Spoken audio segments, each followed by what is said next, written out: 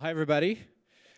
It's great that we have this technology, isn't it, in this unprecedented moment to be able to connect online all across wherever we're at. And I appreciate the staff and the worship team that is in the room with me today. They're going to be trying to convey all the enthusiasm I'm sure you're feeling back at home through their cheers and their amens and their vocal responses to all the things I say. Aren't you, staff? Yeah, there they are. That was okay. That was just okay, I'll be honest. Well, my name is Evan. I'm the creative arts pastor, and I've been scheduled to speak for this weekend. And this morning I asked Steve, did you want to take over this weekend instead of me? And he said, I never even thought about it. So I'm really actually happy to be able to continue our series today in the book of Luke, and we're going to adjust it a little bit in light of everything that's going on in our world today. But even as we were in worship this morning, thank you, Vanessa and team, for leading us. I was just struck by this thought, because this week we've been obviously talking about the implications of the statewide closure and the coronavirus as it spreads on how we do church. And we're talking about how right now this closure is scheduled to end the week of Easter. And so right now, of course, the plan is to have Easter services here, and we're discussing, well, what if that changes, and all these thoughts. And as we were in worship this morning, I just had this thought come into my mind as we were worshiping, that Easter's gonna happen one way or the other. And we mean that in a practical sense. We're gonna have Easter worship and all that. But let me just say to all of us, Easter happens one way or the other. We are a movement that has been born out of that moment of darkness after the crucifixion of Jesus, when all hope was lost, when all seemed like it had caved in and failed. That's when resurrection happened. That's when Easter comes. And so we are in this moment. We're heading, just a few weeks out from the celebration of the resurrection of Christ. And I just want to encourage us all. Resurrection is going to happen. Sunday is coming, as the old saying goes. And so we have this great hope, and I want to talk today about what is our proper response. We need to respond in these moments. I think there is a misnomer that there's only two responses. Either there's a response of fear or there's a response of denial. Do you know there's another response? It's a response of faith, and it's a response of care. And I believe this, that we are maybe more well-positioned than anybody else to care for people like no one can, and to operate in faith like nobody can. As the church, we are actually set up really well for moments of crisis. We were made for this as people of faith. We were born into this as born-again people of God. We were made to step up in the way that we love, in the way that we care, in the way that we believe that God is still at work and still in charge and still sovereign. And so these are the things we hold on to. And for some further encouragement today, I want to read some Winston Churchill quotes. Is that all right? I mean, there's nobody in modern history, recent modern history, that I think has spoken into the face of uncertainty quite as well as Winston Churchill. So what we're going to do, I'm going to put up some quotes of Winston Churchill. I'll read them. And then right on your chat box there on Westside Live or on Facebook Live, you can vote for your favorite quote. And if I miss one that you love, you can also type that into the chat box. But we want to make this a little bit more interactive as much as we can. So here's 4 quotes, and you guys can vote on your favorite in the chat box. Number 1, Winston Churchill said, "Never give in, never, never, never, never. In nothing great or small, large or petty, never give in except to convictions of honor and good sense." Number 2, "Sure I am of this, that you have only to endure to conquer." Number 3, "When we look back on all the perils through which we have passed, and at the mighty foes that we have laid low, and all the dark and deadly designs that we have frustrated, why should we fear for our future? We have come safely through the worst." And then number 4, "An apple a day keeps the doctor away as long as you aim well." So you can vote on your favorite, as long as you aim well. And I would encourage you, if you are seeing a doctor, be nice to those doctors in this time. It's interesting in times of group crisis and new directions of information of how we should act as a society because of crisis, we find out that there are things that are in place now that I just assumed were always in place, like the hand washing thing. It turns out we haven't been washing our hands. America, this is a problem, right? It took a global pandemic for us to realize, you know what? Basic personal hygiene is an appropriate way to act in society today. We should wash our hands.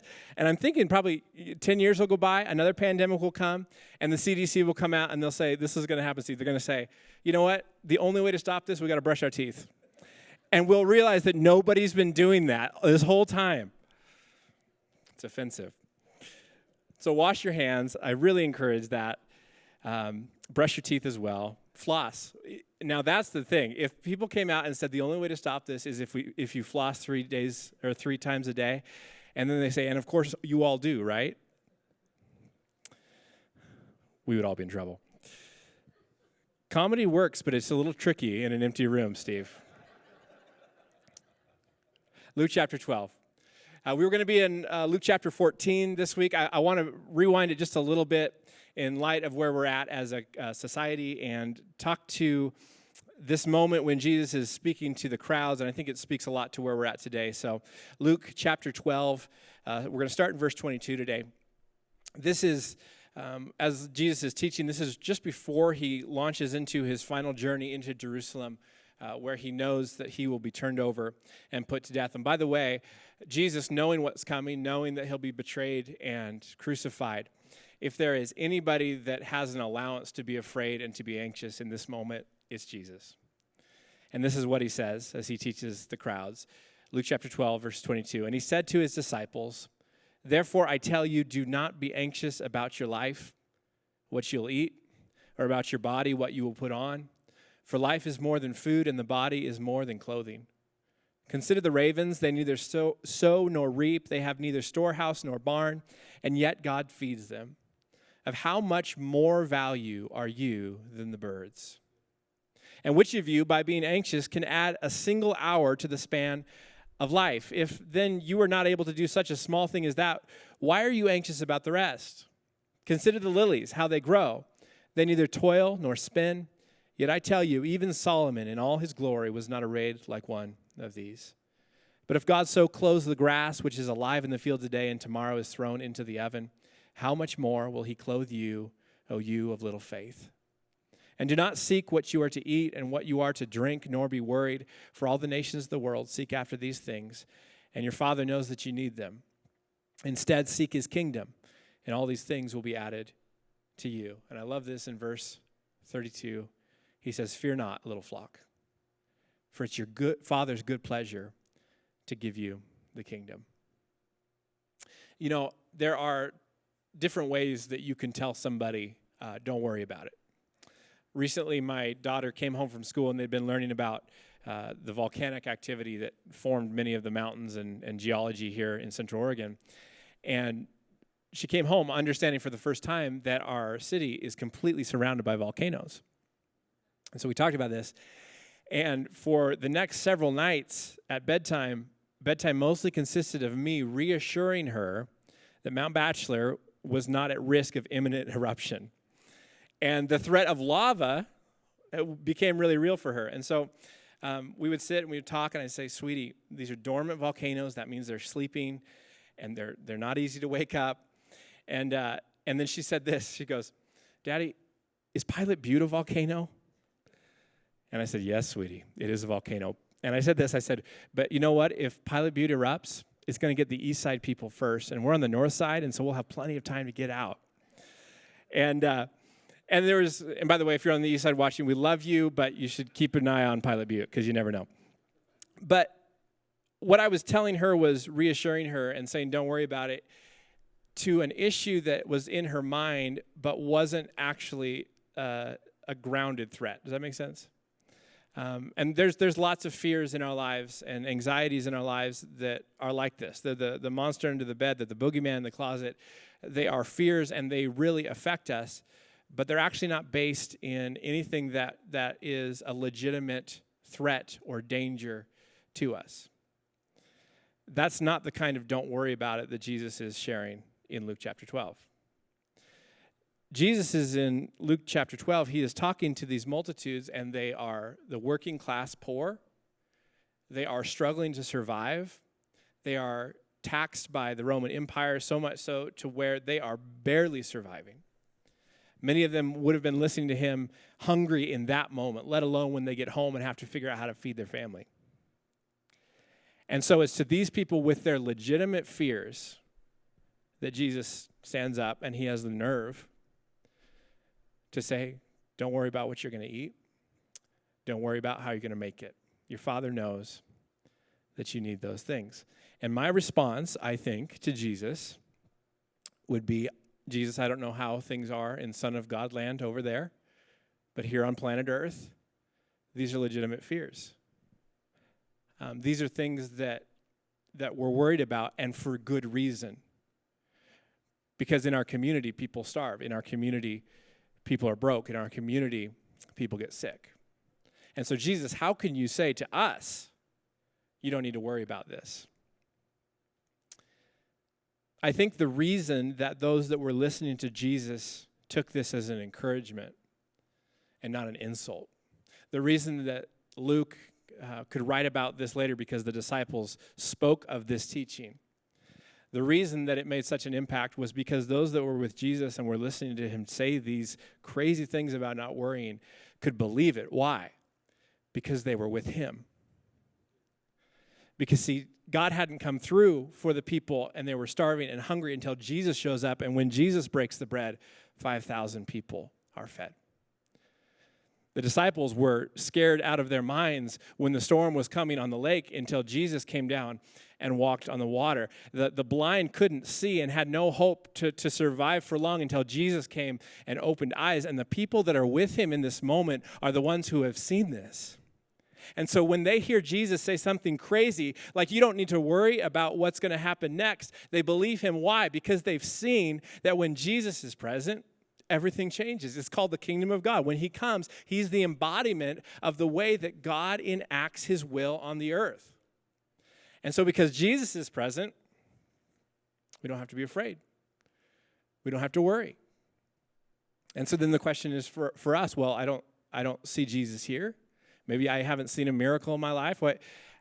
Can I be sure that Jesus will be here tomorrow? Can I be sure that his grace will touch my life in a meaningful way that will make me be able to get through whatever comes next? And the answer I have for you today is I don't know. I don't know what tomorrow holds. I don't know where all of this goes. I don't know what our economy will look like in a year. I don't know what the world will be like in 24 hours. I don't know any of that.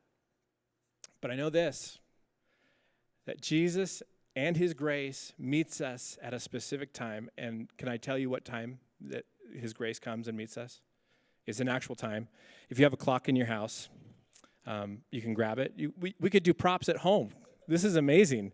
Technology opens up doors. You can do this prop at home. Grab a clock off your wall if it's analog. I brought mine here.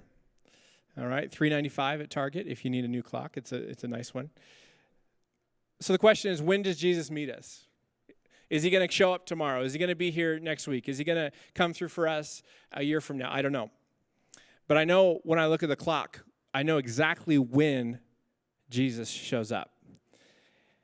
And the time he shows up and the place he shows up is the smallest hand of those three. It's the second hand. That Jesus shows up in this moment. I don't know about tomorrow. I look back in my life and I have some regrets. I have some doubts about things. I don't know about that. But I know that in this moment, right where that second hand is, on second 10 and 11 and 12 and 13, that Jesus and his grace is here now. His grace follows the second hand.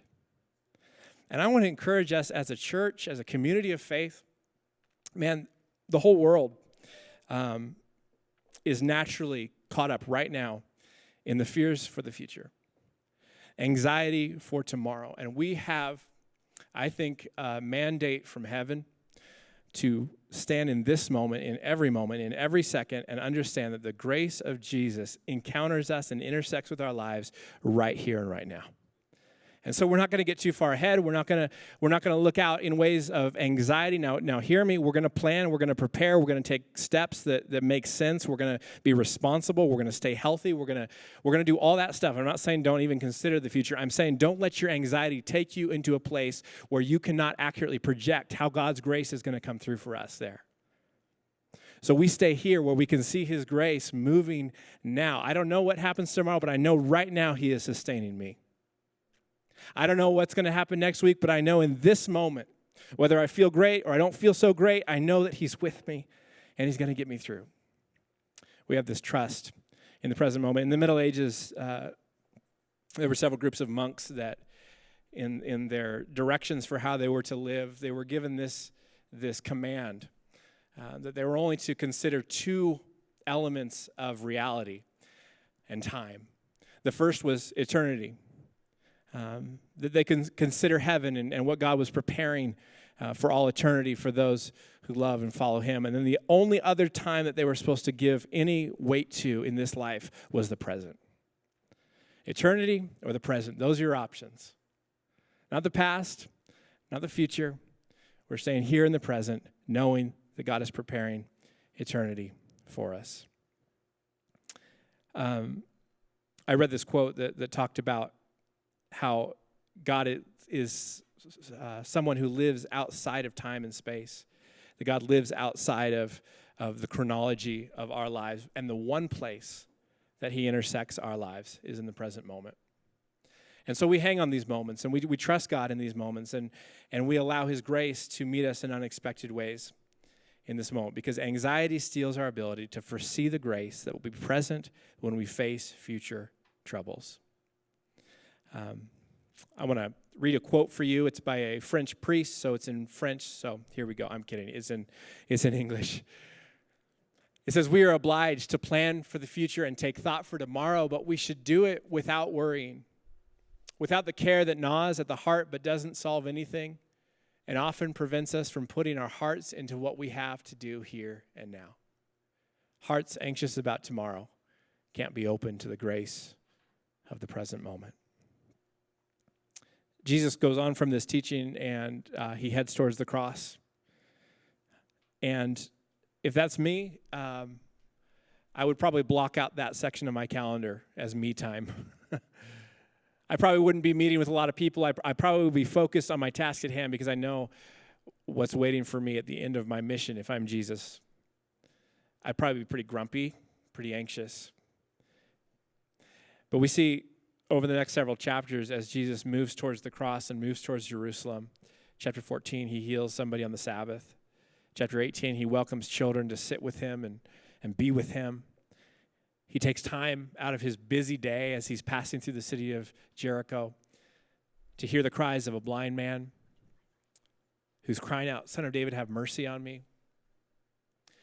And so Jesus stops, and he pauses, and everybody wants a piece of him. Everybody wants his time. But he hears the cries of the least of these. He goes through the Garden of Gethsemane. He prays to his Father in agony, knowing that the cross is coming. And even then in the garden, when he's being betrayed and turned over to the guards, Peter, his trusted sidekick Peter, cuts off the ear of one of the guards trying to fight for Jesus. And Jesus takes a moment. This is amazing. Jesus takes a moment to heal that guard, to bring wholeness to somebody who was an enemy of Jesus. I mean, these are the ways that when we look at the life of Jesus in the Gospel of Luke, we find that is so much more than just what he says, it's what he does. That when he is in a time of fear and anxiety, how does Jesus respond? He responds in faith and he responds in care. And he just does it. Everywhere he goes, he stops, he pauses, he slows down, he waits, he heals, he ministers. I love that story of the kids where he sits with the children. I mean, this is something that isn't even that necessary. The kids would have been fine. You know that? The kids would have been fine. Jesus, you got better things to do. I mean, healing, okay, they need that bad, but the kids, they're going to be fine if you meet with them or not. And he says, I'm going to take some moments here to show you what matters in the kingdom of God. And so should we. There are going to be moments over the next days and weeks where fear wants to come in and it wants to actually cripple the kingdom of God from being at play in this community. It wants to tighten its grip down to where we don't actually function like members of the kingdom. And I would just encourage myself and encourage all of us. Let's let the mercy of Jesus that is here in the present moment allow us to never stop doing what we do, to never stop caring and loving and upholding the priorities of the kingdom. And how do we do that? It's very simple, and as we close, I'm going to invite the worship team back up. We do two simple things. Simple, not easy, but they are simple. Number one, we give our past to Jesus, and number two, we give our future to Jesus. Both of those things will threaten to take our focus and our attention away from the present moment where His grace is at work. And so today, wherever you're watching, whether you're in your living room with friends, whether you're sipping coffee in your pajamas, I don't know where you're at, but all of us face this temptation to hold on to the past in unhealthy ways and to be anxious about the future. And so today I'm going to pray in a moment just that God would give us the strength and the courage to hand both of those things to Him. And then in doing so, His grace would be present in our lives. Romans 8:38, Paul wrote that he was convinced that nothing can ever separate us from God's love.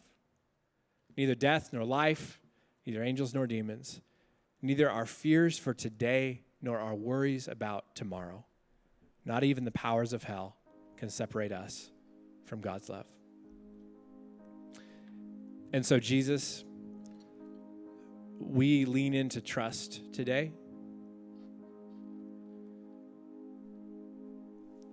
We want to trust you with our past, our regrets, our mistakes, our what-ifs. And we want to trust you with our future. The uncertainty of what we don't know will happen next. The fears that are present in our world and even in our own minds, God, we give those to you. You're the one that can handle it, and you're the one that have walked through great anxiety and fear. And so, Jesus, would you allow your grace to intersect our lives in this moment, this present moment? That your mercy, that your faithfulness, we'd remember it today, even as we place our trust in you. God, for those who are sick among us, God, would you just bring your healing hand? Would you restore health? Would you touch bodies? Would you push back against diseases? God, would your kingdom come and your will be done on earth as it is in heaven? Now we need it. We need it all across our city. We need it all across our state and our nation. We need it all over the world as people are looking for answers. God, we just say that we have found hope in you, in your resurrection, in your mercy, and in your grace. In Jesus' name, amen.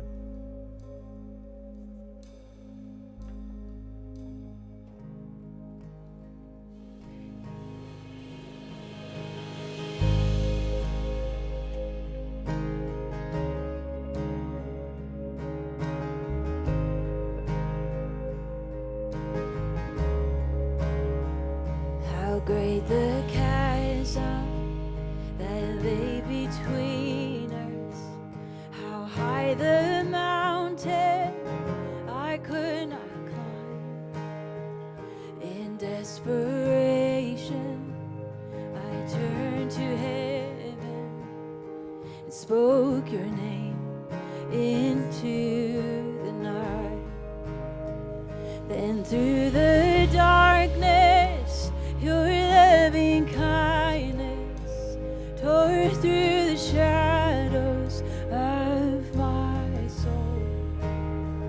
The work is finished, the end is written. Jesus Christ, my living hope. Who could imagine so great a mercy? What heart could fathom such boundless grace? The God of ages stepped down from glory to wear my sin and bear my shame.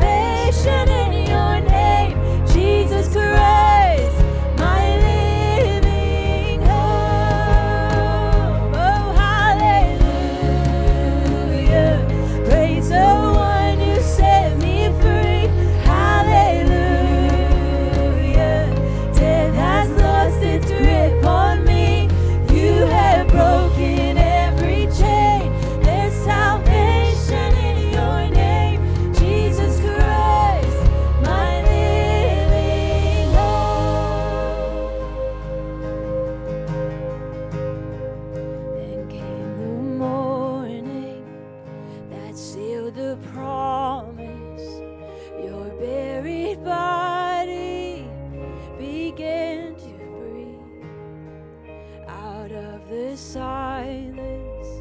The roaring lion declared the grave has no claim on me.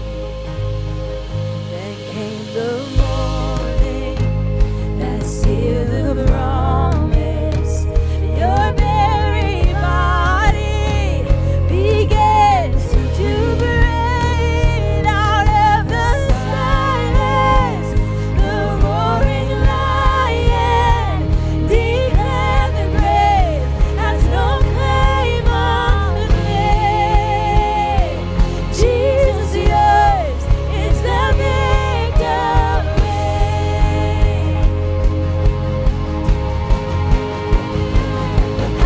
Hallelujah, praise the one who set me free. Hallelujah, death has lost its grip on me. You have broken every chain. There's salvation in your name, Jesus Christ, my living hope. Oh, hallelujah, praise the one who set me free. Hallelujah, death has lost its grip on me. You have broken every chain. There's salvation in your name, Jesus Christ, my living hope. Jesus Christ, my living hope. Oh, yes, you are my living hope.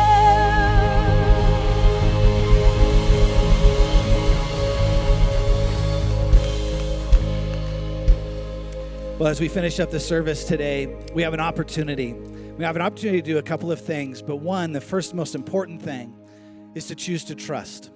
Is to choose to trust God in this moment, but also we can make a decision to trust God for every moment. That no matter what comes, tomorrow, later today, next year, as Evan talked about, we can trust God right now in this moment and also make a decision that we're going to trust Him for every moment. To say, God, I trust you. I put my hope in you. I don't put my hope in anything else, anywhere else. Jesus, I put my hope in you. And His strong arm can protect us. His strong arm can guide us. His strong arm can direct us in every decision that we need to make. And so trust in God. A second opportunity we have is to serve courageously. There was a story of a Bend woman that went national. I don't know if you saw it on the news this past weekend, but she was walking out of a grocery store here in Bend, and there was an old elderly couple in a car waiting to ask someone for about 45 minutes, trying to pick the right person to ask for them to go in and shop in the grocery store for this elderly couple. And so they handed her $100 and a list, a grocery list, and she went back into the store after doing all of her shopping, all the lines. You know, if you were out this weekend, you understand. And she went back and she just served.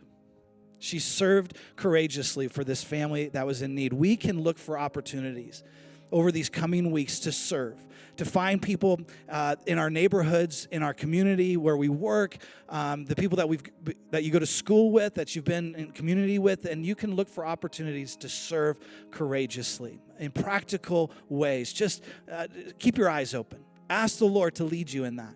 And the third opportunity that we have is to connect in community. Now, there is a temptation, and I understand this temptation is to retreat, to hunker in, to protect ourselves. And if you're at risk, I would recommend that you do that in terms of your health. If you're at risk in health, hunker down. But for the rest of us, let's connect. Let's go out of our way to invite people into our homes even, and to serve meals to our neighbors, to go out of our way to say, hey, let's gather together, not in huge groups and social distancing. I get all of that. But I think the temptation to hunker in is maybe not the way God might have us respond in community, to connect intimately with people, to share our fears with others, to share our hopes with others. Use this moment as an opportunity to connect more deeply with the people around you. And I wanted to end our service reading Psalm chapter 46, a few verses from this amazing psalm. And I'm praying. This is my prayer over us. This is my prayer for you as we go about our week. Is that God is our shelter and our strength.